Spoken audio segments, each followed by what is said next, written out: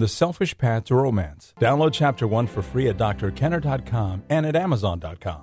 Say, what do you let those boys push you around like that for? Well, they're bigger than me. Stand tall, boy. Have some respect for yourself. Don't you know if you let people walk over you now, they'll be walking over you for the rest of your life. And that is from Back to the Future Part 1. I should have had you guess that. Back to the Future Part 1. If you let people walk over you now, they'll be walking over you for the rest of your life. And that's true in our personal lives, and that is also true on the political level. This is from an article written by Ayn Rand, What Can One Do, in the book Philosophy Who Needs It. Quote, if a dictatorship ever comes to this country, it will be by the default of those who keep silent. We are still free enough to speak. Do we have time? No one can tell. But time is on our side because we have an indestructible weapon and an invincible ally if we learn how to use them. Reason and reality. Unquote. And with me to discuss how to speak up for yourself, how to fight for your freedom, which means your happiness, is Lin Zinser. She is the Vice President at the Ayn Rand Center for Individual Rights, which is a division of the Ayn Rand Institute. And she knows how to fight for values, and she went from a person who didn't know how to fight for her values to a person who is an expert at that now. Welcome, Lin. Thanks. I'm glad to be here, Ellen. This is great. You've spoken out. What are some key strategies that you could give me to speak out? I want to speak out more. I don't want to remain silent and see whether it's within my own family or at work or in the culture at large, in the political scene. I don't want to be a silent person, but it's not easy. Well, a couple of things. One is that a lot of people feel intimidated because they don't know a subject really well. And I think it's important that you do know what it is you're talking about. That gives you a confidence to be able to speak up. But you don't necessarily have to know all of the economic arguments or all of the political arguments. What is much more effective is to be able to articulate the moral argument, is to be able to say, this is wrong, and here is why this is wrong, or this is the way we should go. We should advocate for freedom, and here's why freedom is important. That is far more effective. A lot of people, we hear people say all of the time, well, I understand that capitalism may be the best economic system, but it's not moral. Right. So if I were to play devil's advocate here, I don't believe this point of view, but if I were playing the part here, if I say, listen, capitalism is not a friendly system. You need to be your brother's keeper. You need to take care of the people who can't take care of themselves, and you want to be a benevolent person. How would you get to the moral argument there? I would say capitalism is the only moral system.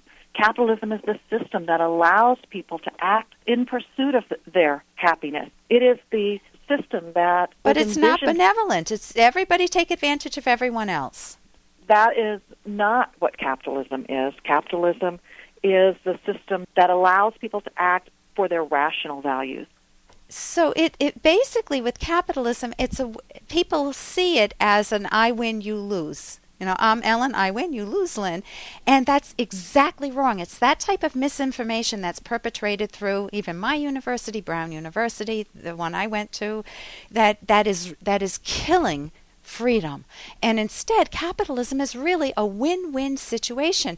I give you a nice massage, Lynn, you give me a nice massage. We trade, it's an equal trade, we both walk away happy. And the people who want a massage and don't want to pay for it, yeah, they suffer under capitalism. And the people who can't do for themselves, can't get the massages, well, capitalists tend to be very benevolent people, and they might be generous at a time. They don't have to be, but give a back rub. Right. So it's... Go ahead. Exactly. And if I don't know how to give you a massage, I can pay you. Pay for the to massage. Get a massage. Right. Yes. So it's a win-win system. And if you don't get to the moral issue, then you're bound to be able to say, well, I know capitalism has its drawbacks. The drawbacks are basically misinformation that people have been given. And if people want more information on this, they can read Ayn Rand's book, Capitalism, the Unknown Ideal.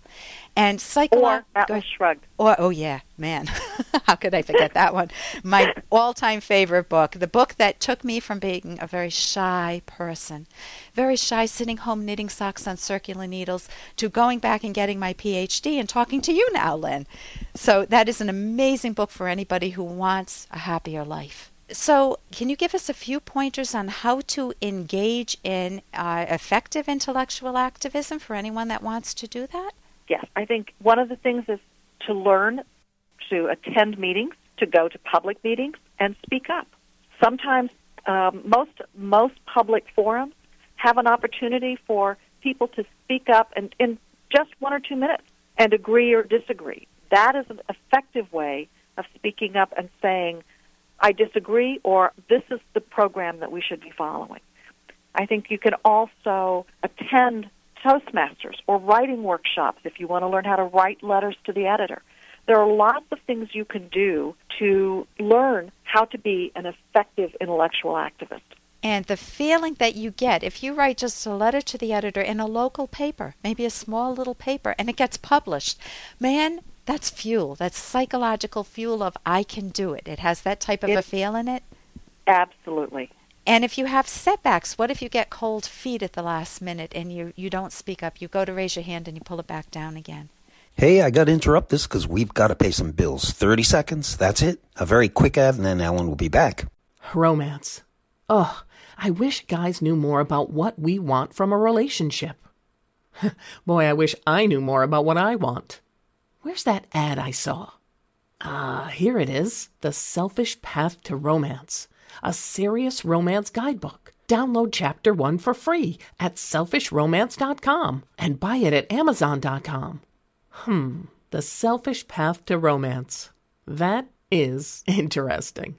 And if you have setbacks, what if you get cold feet at the last minute and you don't speak up? You go to raise your hand and you pull it back down again. You learn from your mistakes. You think about why you got cold feet. What is it that you could have said?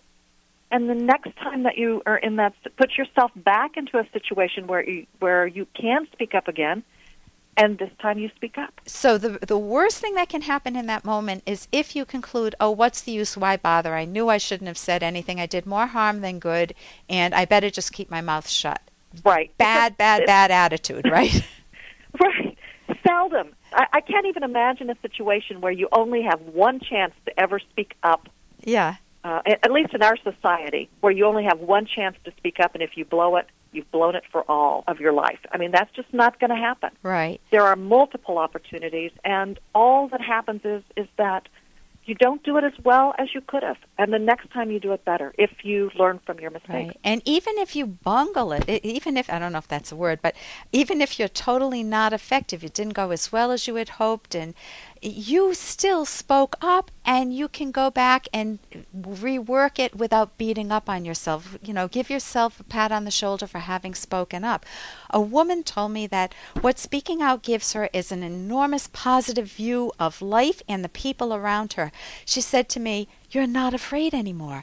People, you see the world differently. It's empowering. You value your life and the culture around you when you're acting for change, which in our context is rational principles. I'm assuming you would underscore that? Absolutely. In fact, that's one of the things that is amazing to me is that you do have this much more benevolent attitude towards other people. And you're less... Even people that you oppose. Yeah, and you're less afraid. This is Lin Zinser. She is the vice president of the Ayn Rand Center for Individual Rights, which is a division of the Ayn Rand Institute. And you can get information on Ayn Rand and her books at AynRand.com or AynRand.org. I'm Dr. Ellen Kenner. Thanks for joining us, Lynn. Thank you. For more Dr. Kenner podcast, go to drkenner.com and please listen to this ad. Here's an excerpt from The Selfish Path to Romance, the Serious Romance Guidebook by clinical psychologist Dr. Ellen Kenner and Dr. Edwin Locke. It is important to take your life, character, and values, career, romance, ideas, friends, hobbies, leisure activities seriously. If you do not, they slip away and life becomes increasingly empty and meaningless because nothing is truly important. This is why a sense of humor is not a primary virtue. That said, a healthy playfulness and humor are delightful add-ons to a relationship. They help reinforce the premise that life is fun and joyous. Learn what your partner considers funny. There can be a substantial difference of opinion in this realm. Make clear what you dislike so you won't be exposed to it. You can download Chapter 1 for free by going to drkenner.com, and you can buy The Selfish Path to Romance at amazon.com.